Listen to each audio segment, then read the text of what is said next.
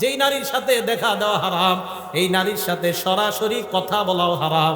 সরাসরি কথা বলা মোবাইলে, এটা আজকে হইল কেন? যেই নারীর সাথে সরাসরি দেখা দেওয়া হারাম, এই নারীর সাথে সরাসরি কথা বলা মোবাইলে, হ্যাঁ জোরে বলেন, মোবাইলে হারাম। তাহলে জিনাল লিসান আল মান্তিক, মুখের জিনা হলো কথা বলা। ওয়াজিনাল আইনি আন নাজরু, চোখের জিনা হলো দেখা। চোখের জিনা দেখা। ওয়ান নাফসু তামান্না ওয়া তাশতাহি, রং নাম্বারে একটা মেয়ের সাথে কথা বললেন, বলার পর বালিশে মাথা লাগিয়ে চিন্তা করতেছেন, না জানি মেয়েটা দেখতে কেমন। আল্লাহ নবী কয় অন্তরের জিনা করলা। এটা অন্তরের জিনা। এটা কিসের জিনা? অন্তরের জিনা। তো এই জাতীয় জিনা মনে হয় পুরো এলাকায়, স্মার্টফোন তো চালানি না, এটা হওয়ারও সম্ভাবনা নাই। তাহলে রাসূল সাল্লাল্লাহু আলাইহি সাল্লাম বললেন, এক নাম্বার শিরিক করবে না, দুই নাম্বার চুরি করবে না, তিন নাম্বার জিনা করবে না। তাহলে জিনা, এগুলাও জিনা। হেঁটে হেঁটে কোনো নারীর দিকে যাওয়া পায়ের জিনা, কোনো নারীর শরীর স্পর্শ করতে যাওয়া হাতের জিনা, চ্যাটিং করা কোনো নারীর সাথে মোবাইলে, এটাও হাতের জিনা। অবৈধভাবে কোনো নারীর সাথে চ্যাটিং করা অপ্রয়োজনীয়, এটা হাতের জিনা। কিসের জিনা? হাতের জিনা। হ্যাঁ, হাতের জিনা। এই জিনার মধ্যে লিপ্ত হওয়া যাবে না। এটা রাসূল সাল্লাল্লাহু আলাইহি ওয়াসাল্লাম ওয়াদাবদ্ধ। ওয়ালা তাকতুলু আওলাদাকুম, তোমরা তোমাদের সন্তান হত্যা করবে না। ওয়ালা তাতুনা বিবুহতান তাফতারুনাহু বাইনা আইদিকুম, নিজেরা বানিয়ে মিথ্যা কথা বলবে না। আপনারা অনেক কিছু বানিয়ে বলে ফেলেন, ইমাম সাহেবের নামে বলে ফেলেন, মুয়াজ্জিনের নামে বলে ফেলেন, এলাকার একটা ভালো মানুষের নামে একটা খারাপ কথা রটায়া দিলেন। এটা করা যাবে না। নবীজি বলছেন, ওয়ালা তাসুনি ফি মারুফ, নেক কাজে তোমরা আমার নাফরমানি করবা না। তাহলে রাসূল সাল্লাল্লাহু আলাইহি সাল্লামকে আল্লাহ যা দিয়েছেন এটা গ্রহণ করা, যা থেকে নিষেধ করেছেন এটা থেকে বিরত থাকা। এখন বলেন তো, রাসূল সাল্লাল্লাহু আলাইহি সাল্লাম আমাদেরকে কয়টা জিনিস দিয়ে গেছে? দুইটা। প্রথমে বলছে সব নবীরা তার উম্মতকে দুইটা বিষয় বলে, ভালো গুণগুলা জানায় দেয়, খারাপ জিনিসগুলা থেকে সতর্ক করে। এখন এই ভালো আর খারাপগুলো আমরা পামু কই? বলেন, যেই জিনিসের মধ্যে পামু এই জিনিসের নাম বলেন কোরআন সুন্নাহ। বলেন কোরআন সুন্নাহ। এখন বলেন তো, নবীর যা কথা মানবো আমরা আর যা থেকে বিরত থাকবো, এটা কয় জায়গায় পাবো? এক নাম্বার, দুই নাম্বার সুন্নাহ। মনে থাকবে তো? হ্যাঁ। ক্বালা রাসূলুল্লাহি সাল্লাল্লাহু আলাইহি ওয়াসাল্লাম, সহিহুত তারগিব একটা কিতাবের নাম, হাদিস নাম্বার 40। নবীজি বলেন, তারাকতু ফীকুম মা ইন ইতাসামতুম বিহি ফালান তাদিল্লু আবাদা, আমি তোমাদের কাছে দুটি জিনিস রেখে গেলাম, এই দুটি জিনিস যদি তোমরা আঁকড়ে ধরো কখনো তোমরা পথভ্রষ্ট হবে না। এক নাম্বার কিতাব আল্লাহ, আল্লাহর কোরআন। দুই নাম্বার সুন্নাত রাসূলি, রাসূল সাল্লাল্লাহু আলাইহি ওয়াসাল্লামের সুন্নাত। বলেন, এক নাম্বার আল্লাহর, দুই নাম্বার রাসূলের সুন্নাত। এখন এইগুলো আমি কেন বলতেছি? হ্যাঁ, বলার কারণ কি? বলার কারণটা হলো ইবনে মাজার 12 নাম্বার হাদিস। বলেন, কিতাবটার নাম ইবনে মাজা। কোন কিতাব? হাদিস নাম্বার 12। নবীজি সাল্লাল্লাহু আলাইহি সাল্লাম বলেন, ইউশিকুর রাজুলু মুত্তাকিয়ান আলা আরিকাতি, এমন একটা জামানা আসবে যেই জামানায় মানুষ সিংহাসনের মধ্যে ভাব নিয়ে বসবে, সিংহাসনের ভাব নিয়ে বসা থাকবে। ইউহাদ্দাসু বিহাদিসিম মিন্নি, আমার হাদিস তার সামনে পেশ করা হবে। হাদিস পেশ করার পর ওই লোক বলবে, বাইনানা ওয়া বাইনাকুম কিতাবুল্লাহ, আমাদের মাঝে আল্লাহর কোরআন থাকতে হাদিসের কি প্রয়োজন? কোরআন থাকতে হাদিসের, এইটা বলার জন্য আমি এতগুলা কথা বলছি। নবীজিকে যা, নবীজি আমাদেরকে যা দিবে আমরা গ্রহণ করবো, ওয়াদা করছি। এখন হাদিস কে দিছে? আরে হাদিস কে দিছে? নবীজি। আমাদেরকে হাদিসগুলো কে দিয়েছেন? নবীজি। তো ওই পণ্ডিতের সামনে হাদিস পেশ করলে বলে আমাদের মাঝে কোরআন আছে, কোরআন থাকতে হাদিসের কি প্রয়োজন? আর আমার নবী যখন নাকি বর্তমান জামানায় কেউ বলে কোরআন থাকতে হাদিসের কি প্রয়োজন, এই কথা বলার সাথে সাথে আমি আরিফ বিন হাবিবের ঈমান আরো বেড়ে যায় আমার নবীর কথার সত্যতার প্রতি। কারণ নবী 1500 বছর আগে বলছে, তোমার মতো মূর্খের যে আরিফ আর ঘটবে যে তুমি বলবা কোরআন থাকতে হাদিসের কি প্রয়োজন, তুমি যে এরকম আসবা দুনিয়াতে, এটা নবী 1500 বছর আগে জানায়া দিছে। তাই নবীর কথার প্রতি ঈমান আরো বাইরে গেছে। তো নবীজি বলেন, এমন একটা জামানা আসবে যেই জামানায় এইভাবে মানুষ বসা থাকবে, তার সামনে হাদিস পেশ করা হলে সে বলবে কোরআন থাকতে আবার হাদিসের কি প্রয়োজন, এই কথা বলবে। আর কি যুক্তি দিবে? ফামা ওয়াজাদনা ফীহি মিন হারামিন হারামনা, কোরআনে যেটা হারাম এটাই তো হারাম। ওয়ামা ওয়াজাদনা ফীহি মিন হালালিন ইস্তাহলালনা, কোরআনের হালালকে হারাম হালাল মানলাম। আচ্ছা বলেন তো, আমরা মুসলমানরা কোরআনের হারামকে হারাম মানি কিনা? কোরআনের হালালকে হালাল মানি কিনা? তো ওই লোক যুক্তি দিয়ে আপনারে বুঝাবে কোরআনের হারামকে হারাম মানি, কোরআনের হালালকে হালাল মানি, হাদিসের কি প্রয়োজন, এই যুক্তি আপনাকে দিবে। তখন আপনি পাল্টা প্রশ্ন করবেন, ভাই কোরআনের মধ্যে আছে রুকু করো, কোরআনের মধ্যে আছে সিজদা করো, ইয়া আইয়ুহাল্লাযীনা আমানুর কাউ, হে ঈমানদারগণ তোমরা রুকু করো, ওয়াসজুদু সিজদা করো। কোরআনের মধ্যে নাই 4 রাকাত যোহর পড়ো, এটা কোরআনে নাই। ফজর 2 রাকাত ফরজ, এটা কোরআনে নাই। আসর 4 রাকাত ফরজ, এটা কোরআনে নাই। মাগরিব 3 রাকাত ফরজ, এটা কোরআনে নাই। এশা 4 রাকাত ফরজ, এটা কোরআনে নাই। কোরআনে আছে নামাজ পড়ো, কোরআনে আছে রুকু করো, কোরআনে আছে সিজদা করো। হাদিসের মধ্যে আছে নামাজ এইভাবে পড়ো, হাদিসের মধ্যে আছে ফজর এইভাবে পড়ো। অতএব শুধু কোরআন আর শুধু হাদিস, একটা বাদ দিয়ে আরেকটা মানার নাম মুনাফিক মার্কা ঈমানদার। তাহলে কোরআন হাদিস একটা বাদ দিয়ে আরেকটা না, উভয়টা। মাশাআল্লাহ, তো বুঝে আসছে। কোরআনে আছে রুকু করো, কিন্তু কিভাবে করবেন এটা কোরআনে নাই। কোরআনে আছে সিজদা করো, কিভাবে সিজদা করবেন এটা কোরআনে নাই, এটা হাদিসে আছে। তাহলে কোরআন হাদিস উভয়টা মানতে হবে। সূরা নিসা আছে, ফানকিহু মা তাবা লাকুম মিনান নিসা, নারীদের মধ্য থেকে যাদেরকে পছন্দ হয় তাদেরকে বিয়ে করো, এটা কোরআনে আছে। সূরা নূরের মধ্যে আছে ওয়ানকিহুল আয়ামা, তোমাদের মধ্যে যারা বিবাহের করতে পারে না, যারা এখনো বিবাহ করে নাই, যাদের বিয়ে হয় নাই, নারী পুরুষ, তাদের বিয়ে করায় দাও। সূরা নিসা আছে বিয়ে করো, সূরা নূরে আছে বিয়ে করাও। কিভাবে বিয়ে করাইবা এটা কোরআনে কোথাও লেখা নেই। এই যে দুইজন বসবে, বসার পরে একজনে ইজাব বলবে, আরেকজন কবুল বলবে, এত টাকা দেন মোহরের বাবদ তোমাকে প্রস্তাব করলাম, তুমি রাজি থাকলে কবুল বলো, এটা কোরআনে কোথাও লেখা নাই। কোরআনে আছে বিয়ে করো, কোরআন আছে বিয়ে করাও, হাদিসে আছে কিভাবে বিয়ে করাও। তাহলে কোরআন হাদিস না কোরআন হাদিস দুইটা, এই তো বুঝে আসছে আপনাদের। তাহলে একটা বাদ দিয়ে আরেকটা। তো নবীজি 1500 বছর আগে বলছে একটা দলের আবির্ভাব ঘটবে, তারা বলবে শুধু কোরআন মানলেই চলবে, হাদিস মানার কোনো দরকার নাই। তো রাসূল আকরাম সাল্লাল্লাহু আলাইহি সাল্লামের এই ব্যাপারে আল্লাহ কোরআনে বলছে, নবী যা দিয়েছে এটা গ্রহণ করো।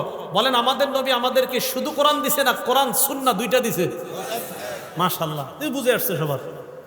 এই জিনিস দুইটাই আমরা গ্রহণ করব, এটা রাসূল সাল্লাল্লাহু আলাইহি সাল্লাম আমাদেরকে দিয়েছেন। আর আমরা কোরআনে ওয়াদা করছি, আল্লাহ এটাই বলতেছে, আল্লাযীনা ইয়ানকুদুনা আহদাল্লাহি মিন বাদি মিসাকি, যারা আল্লাহর সাথে কৃত ওয়াদা ভঙ্গ করে। আল্লাহ আমরা ওয়াদা করছি আপনার নবী যা দিবে তা গ্রহণ করব, এই ওয়াদা আমরা ভঙ্গকারী হব না। আর ওয়াদা ভঙ্গকারী হলে আমরা ফাসিক হয়ে যাব, নাউজুবিল্লাহ। কি কথা মনে থাকবে? এবার পরের অংশে যাই। আল্লাযীনা ইয়ানকুদুনা আহদাল্লাহি মিন বাদি মিসাকি, পরের অংশটা শুরু করলে কেউ উঠেন না, আল্লাহর রাস্তায় উঠবেন না। কারণ পরের অংশটা এমন একটা বিষয়, এটা শুনলে অনেকে উঠা যায়, উঠেন না কিন্তু। হ্যাঁ, ওয়ায়াকতাউনা মা আমারাল্লাহু বিহি আইয়ুসালা, আল্লাহ যা জোড়া লাগাইতে আদেশ করে তারা তা ছিন্ন করে। ফাসিকদের দ্বিতীয় পরিচয় দিচ্ছে আল্লাহ, আল্লাহ যা জোড়া লাগাইতে বলে তারা সেটা ছিন্ন করে। আল্লাহ জোড়া লাগাইতে বলে আত্মীয়তার সম্পর্ক, এটা তারা ছিন্ন করে। কিসের সম্পর্ক? কিসের? রক্তের সম্পর্ক, আত্মীয়তার সম্পর্ক। বলেন রক্তের সম্পর্ক, আত্মীয়তার সম্পর্ক। সহিহ বুখারী হাদিস নাম্বার 5983 নাম্বার হাদিস। এক ব্যক্তি রাসূল আকরাম সাল্লাল্লাহু আলাইহি সাল্লামের কাছে আসছে, আসে বলে আখবিরনি বিআমালিন ইউদখিলুনিল জান্নাহ, ইয়া রাসূলুল্লাহ এমন কিছু আমল আমাকে বলেন যে আমলটা করলে আমি আল্লাহর জান্নাতের মেহমান হয়ে যাব। এই প্রশ্ন করার পর সাহাবারা বললেন, ফাকালাল কওম মালাহ মালাহ, সাহাবারা বললেন এই লোকটার কি হইল, এই লোকটার কি হইল, কি প্রশ্ন করে? এমন আমল বলেন যে আমল করলেই জান্নাতে যাব, লোকটার কি হলো? নবীজি বলে, আরে থামো, অরবুল মালাহ, লোকটার প্রয়োজনীয়তা আছে তাই জিজ্ঞাসা করছে। নবী বললেন 4 আমল করবা, মরলেই জান্নাতি হবা। কয় আমল? 1, তা'বুদুল্লাহ লা তুশরিকু বিহি শাইআ, শিরিক মুক্ত ইবাদত করবা। কি মুক্ত ইবাদত? শিরিক। ওলামায়ে হযরতদের কাছে আবদার করব, মানুষের পায়ে ধরে ধরে বুঝান, ভাই শিরিক করেন না। আমাদের হাজারো মুসলমানরা নামাজ পড়ে 5 ওয়াক্ত, কিন্তু সে যে শিরিক করে সে জানেও না। বিভিন্ন দিন আসলে, বিভিন্ন মাস আসলে, বিশেষ করে রজব মাস আসলে, কোন মাস? আরে কোন মাস? সামনে তো এই পদ্মা ব্রিজ না, তো পদ্মার এই পাশে কিছুটা গ্রান আছে, আর ওই পাশে তো মাশাআল্লাহ কঠিন গ্রান। গ্রান মানে গন্ধ, বেদাতের গন্ধ। বেদাতের তো গ্রান হয় না, গন্ধ। কি হয়? গন্ধ। তো দেখেন, 1 নাম্বার তা'বুদুল্লাহ, আল্লাহর ইবাদত করবা, শিরিক করা যাবে না। 2 নাম্বার তুকিমুস সালাত, সালাত কায়েম করবা। 3 নাম্বার তুতিজ যাকাত, যাকাত আদায় করবা। 4 নাম্বার তাসিলুর রহিম, আত্মীয়তার সম্পর্ক জোড়া লাগাইবা। রক্তের সম্পর্ক জোড়া লাগাইবা, মারা যাইবা, আল্লাহ পাক তোমাকে জান্নাতের মেহমান বানায়া দিবেন। তাহলে 4 নাম্বার রক্তের সম্পর্ক, 4 নাম্বার আত্মীয়তার সম্পর্ক। এটা আল্লাহ আদেশ করছে জোড়া লাগাইতে, এটা ছিন্ন করার আদেশ করে নাই। সহিহ বুখারী হাদিস নাম্বার 5984 নাম্বার হাদিস। এই হাদিসের মধ্যে আসছে ক্বালা রাসূলুল্লাহ সাল্লাল্লাহু আলাইহি ওয়াসাল্লাম লা ইয়াদখুলুল জান্নাতা কাতিউন, আত্মীয়তার সম্পর্ক ছিন্নকারী জান্নাতে প্রবেশ করবে না। রক্তের সম্পর্ক ছিন্নকারী জান্নাতে প্রবেশ করবে না।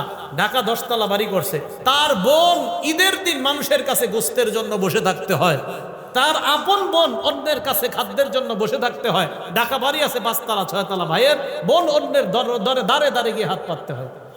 আল্লাহ পাক রব্বুল আলামিন বলছে সম্পর্ক জোড়া লাগাও, রক্তের সম্পর্ক জোড়া লাগাও। এটা ছিন্ন করে যারা, তারা ফাসিক। সহিহ বুখারী হাদিস নাম্বার 5985 নাম্বার হাদিস।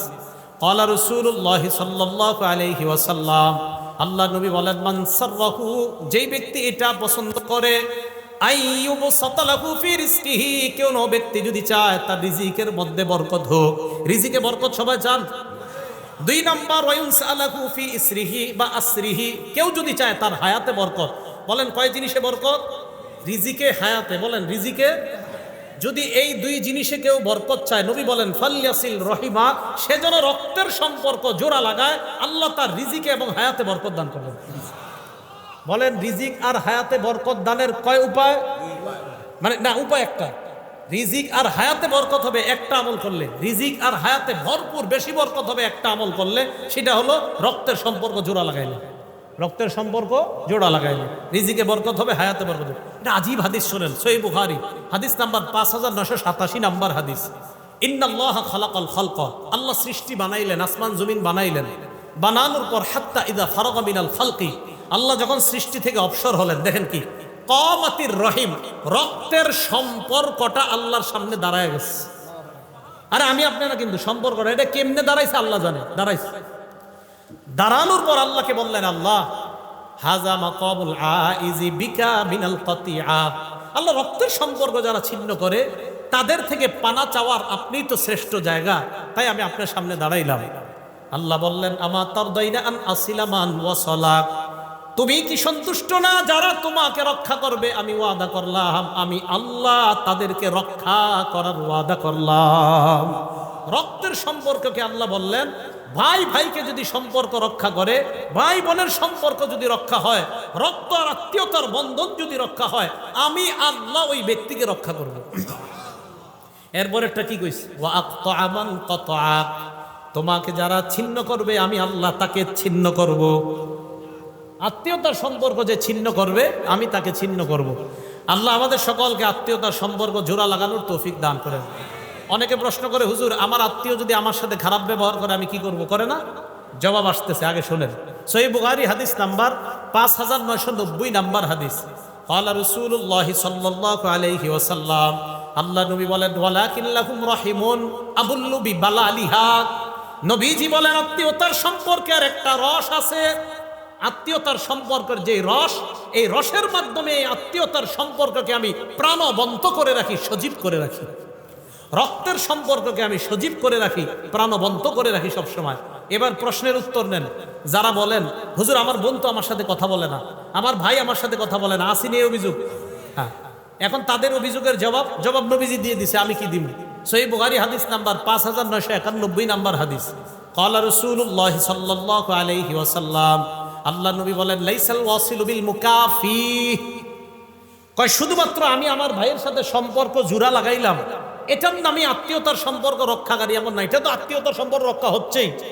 নবীজি বলেন প্রকৃত আত্মীয়তার সম্পর্ক রক্ষাকারী ওই ব্যক্তি, ওয়ালাকিনিল ওয়াসিলুল্লাযী ইযা কুতিআত রাহিমুহু ওয়াসালাহা, নবী বলেন প্রকৃত আত্মীয়তার সম্পর্ক রক্ষাকারী ওই ব্যক্তি, যখন আত্মীয়তার সম্পর্ক কেউ ছিন্ন করে ওই ব্যক্তি আগে বেড়ে সেটাকে রক্ষা করে। আপনার বোন আপনার সাথে কথা বলে না, বাস না বলুক, আপনি আত্মীয়তার সম্পর্ক রক্ষা করেন। আমি আপনাদেরকে একটা বাংলা বলে যাই, আপনি দেখবেন আপনার ভাইয়েরা বোনেরা আপনারে ঠকাইতেছে, আপনি বুঝতেছেন, এরপরেও আপনি তাদের সাথে সুন্দর সম্পর্ক রাখতেছেন কেন? যে নবী বলছে আত্মীয়তার সম্পর্ক ঠিক রাখতে। আপনি দেখবেন 2, 4, 5, 10 মাস পরে আপনি খোঁজ নিয়ে দেখবেন তাদের সবার চাইতে আপনি ভালো আছেন। দেখেন, যদিও আপনি বাহ্যিকভাবে দেখতে একটু হেরে যাচ্ছেন, বাহ্যিকভাবে আপনি একটু ফেল হয়ে যাইতেছেন, তাদের চেয়ে দেখা যাচ্ছে আল্লাহ আপনাকে ভালো রাখবে। এই কথা মনে রাখেন।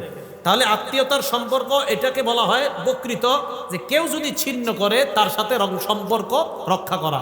আর আত্মীয়তার সম্পর্ক ছিন্ন করা মানে ফাসেক হওয়া, আত্মীয়তার সম্পর্ক ছিন্ন করা মানে জাহান্নামে যাওয়া। আল্লাহ হেফাজত করেন। মুসলিম শরীফের হাদিস, জান্নাতুল ফেরদাউসের উপরে হলো আরশ। সুবহানাল্লাহ। হাদিসে আসছে আল ফিরদাউস আলা জান্নাত, জান্নাতুল ফেরদাউস হলো জান্নাতের সবচেয়ে উঁচু জায়গাটা। এই হাদিসের মধ্যে নবী বলেন ওয়ামিন ফাওকিহা আল আরশ, জান্নাতুল ফেরদাউসের উপরে হলো আরশ। এবার মুসলিম শরীফের হাদিস শোনেন, আর রহিমু মুআল্লাকাতুন বিল আরশ, রক্তের সম্পর্কটা এই এখনো আরশের সাথে ঝুলে রয়েছে। এইভাবে ঝুলে ঝুলে রক্তের সম্পর্ক আর আত্মীয়তার সম্পর্ক বলতে থাকে, মান ওয়াসালানি ওয়াসালাহুল্লাহ, আমাকে যারা রক্ষা করে আল্লাহ যেন তাদেরকে রক্ষা করে। অমান কতানি কতাহুল্লাহ, রক্তের সম্পর্ক ঝুলে ঝুলে বলে আমাকে যারা ছিন্ন করে আল্লাহ যেন তাদেরকে ছিন্ন করে দেয়। নাউজুবিল্লাহ। রক্তের সম্পর্ক আরশের সাথে ঝুলে ঝুলে বলে আমাকে যারা রক্ষা করে আল্লাহ যেন তাদেরকে রক্ষা করে, আমাকে যারা ছিন্ন করে আল্লাহ যেন তাদেরকে ছিন্ন করে। আল্লাহ আমাদের সকলকে রক্তের সম্পর্ক রক্ষা করার তৌফিক দান করে। আবু দাউদ শরীফ হাদিস নাম্বার 4902 নাম্বার হাদিস, নবীজি সাল্লাল্লাহু আলাইহি সাল্লাম বলেন, মা মিন আজদারু আইয়ু আজ্জিলাল্লাহু লি সাহিবিহিল উকুবাতা ফিদ দুনিয়া ওয়া মা ইয়াদখিরু লাহু ফিল আখিরাহ মিসলুল বাগী ওয়া কতিআতির রাহিম। রাসূল সাল্লাল্লাহু আলাইহি সাল্লাম বলেন, কোন অপরাধ এত ভয়ঙ্কর না, রক্তের সম্পর্ক ছিন্ন করা এত ভয়ঙ্কর অপরাধ, আত্মীয়তার সম্পর্ক ছিন্নকারীকে আল্লাহ দুনিয়াতে তো শাস্তি দিবেই, আখিরাতেও যে তার জন্য কি ভয়ঙ্কর শাস্তি আল্লাহ প্রস্তুত করে রাখছে, অন্য কোনো অপরাধের জন্য এত ভয়ঙ্কর শাস্তি রাখছে কিনা নবী বলে আমার জানা নাই। এই অপরাধের জন্য আল্লাহ যেই পরিমাণ শাস্তি আল্লাহ প্রস্তুত করে রাখছে। তাহলে আত্মীয়তার সম্পর্ক ছিন্নকারীকে দুনিয়াতেও শাস্তি দিবে, আখিরাতেও শাস্তি দিবে। আবু দাউদ শরীফের হাদিস। সহিহ বুখারী হাদিস নাম্বার 6138 নাম্বার হাদিস। বলেন আল্লাহরে বিশ্বাস করি কারা কারা? হাত উঠায় রাখেন। বিশ্বাস করি সবাই? তাহলে হাত উঠায় হাদিসটা শুনেন। ক্বালা রাসূলুল্লাহ সাল্লাল্লাহু আলাইহি ওয়াসাল্লাম, মান কানা ইউমিনু বিল্লাহি ওয়াল ইয়াউমিল আখির, রাসূল সাল্লাল্লাহু আলাইহি সাল্লাম বলে যে আল্লাহ বিশ্বাস করে, করি তো, এবং আখিরাত বিশ্বাস করে, করি, ফালিয়াসিল রহিমা, সে যেন আত্মীয়তার সম্পর্ক রক্ষা করে। হাত উঠায় রাখেন। আত্মীয়তার সম্পর্ক রক্ষা করা মানে আল্লাহরে বিশ্বাস করা, আত্মীয়তার সম্পর্ক রক্ষা করা মানে আখিরাত বিশ্বাস করা। তাহলে আমরা আল্লাহ মানি, আখিরাত মানি, তাহলে রক্তের সম্পর্ক ছিন্ন হয়ে থাকলে তার সাথে রক্তের সম্পর্ক জোড়া। আল্লাহ তৌফিক দান করেন। ভাই কথা বলে না, আপনি আগায় কথা বলবেন। বোন কথা বলে না, আপনি আগায় কথা বলবেন। আপন ভাই ভাইকে 40 বছর একজন আরেকজনের চেহারার দিকে তাকান, কত বড় ভয়ঙ্কর কথা। বাবা চাচার সাথে কথা বলে না দেখা ভাতিজাও চাচারে সালাম দেয় না। আরে এটা কেমন কথা? আপনার বাবা আর চাচার মধ্যে একটু দ্বন্দ্ব হয়েছে, এটা ভাই ভাইয়ের অভিমানের ব্যাপার। আপনি ভাতিজা চাচারে দেখলে সালাম না দিয়ে আরেক রাস্তায় কিভাবে যান? এটা কেন? এটা যেন না হয়। ইবনে মাজাহ 3251 নম্বর হাদিস, রাসূল আকরাম সাল্লাল্লাহু আলাইহি সাল্লাম বলেন, নিরাপদে কারা কারা জান্নাতে যাইতে চাও? নিরাপদে সবাই জান্নাতে যাইতে চাই? রাসূল আকরাম সাল্লাল্লাহু আলাইহি সাল্লাম বলেন, নিরাপদে যদি জান্নাতে চাইতে চাও কয়েকটা আমল করবা। ইয়া আইয়ুহান নাস আফশুস সালাম, হে মানুষ তোমরা সালাম দাও। ওয়া আতিমুত তাআম, তোমরা খাবার খাওয়াও। ওয়া সিলুল আরহাম, রক্তের সম্পর্ক রক্ষা করো। ওয়া সাল্লু বিল লাইলি ওয়ান নাসু নিয়াম, রাতের বেলা মানুষ যখন ঘুমায় তখন তাহাজ্জুদের নামাজ পড়ো। তাদখুলুল জান্নাতা বিসালাম, মরো আর নিরাপদে জান্নাতে প্রবেশ করো। সালাম দাও, 2 নাম্বার খাবার খাওয়াও, 3 নাম্বার আত্মীয়তার সম্পর্ক রক্ষা করো, 4 নাম্বার রাতের বেলা তাহাজ্জুদের সালাত পড়ো, নিরাপদে জান্নাতে প্রবেশ করো। কথা কি বুঝে আসছে সবার? তাহলে ফাসেক কারা? আল্লাযীনা ইয়ানকুদুনা আহদাল্লাহ, যারা আল্লাহর সাথে কৃত অঙ্গীকার ওয়াদাকে যারা ভঙ্গ করে। আর আল্লাহর ওয়াদা কি কি, এই ব্যাপারে আমরা নবীজির বিস্তর অনেকগুলো আলোচনা করলাম। এরপরে ওয়ায়াকতাউনা মা আমারাল্লাহু বিহি আইয়ুসালা, আল্লাহ যা জোড়া লাগাইতে বলে এটা যারা ছিন্ন করে। 3 নাম্বার ওয়ায়ুফসিদুনা ফিল আরদ, যারা জমিনে ফাসাদ সৃষ্টি করে, শান্তির পরিবর্তে যারা অশান্তি সৃষ্টি করে, তাদেরকে আল্লাহ ফাসেক বললেন। শেষে আল্লাহ বলেন উলাইকা হুমুল খাসিরুন, তারা হলো ক্ষতিগ্রস্ত। ভাই আপনাদের কাছে হাত জোর করে আবদার, আমি আপনি মরার সময় আমার আপনার নামের পিছনে যেন ক্ষতিগ্রস্ত শব্দটা লেখা না হয়, আমার আপনার নামের পাশে যেন সফল ইমানদার লেখা হয়ে যায়। আজকে এই মুহূর্ত থেকে চেষ্টা করা, আল্লাহ সফল মুমিন বানায়া কবরে যাওয়ার সময়ও সফল মুমিন ঘোষণা করে আমার মৃত্যুটা দিয়ে আপনি আমাকে কবরে নিয়েন, এই দোয়া আল্লাহর কাছে করা। আল্লাহ পাক রব্বুল আলামিন আমাদের সকলকে সূরা বাকারার এই আয়াতের যে শিক্ষা, 1 নাম্বার আল্লাহর ওয়াদা ভঙ্গ না করা, 2 নাম্বার রক্তের সম্পর্ক ছিন্ন না করা, 3 নাম্বার পৃথিবীতে অশান্তি সৃষ্টি না করা, এই অপরাধগুলো থেকে যেন বেঁচে থাকতে পারি আল্লাহ তৌফিক দান করেন। আমিন। ওয়া আখিরু দাওয়ানা আনিল হামদুলিল্লাহি রাব্বিল আলামিন।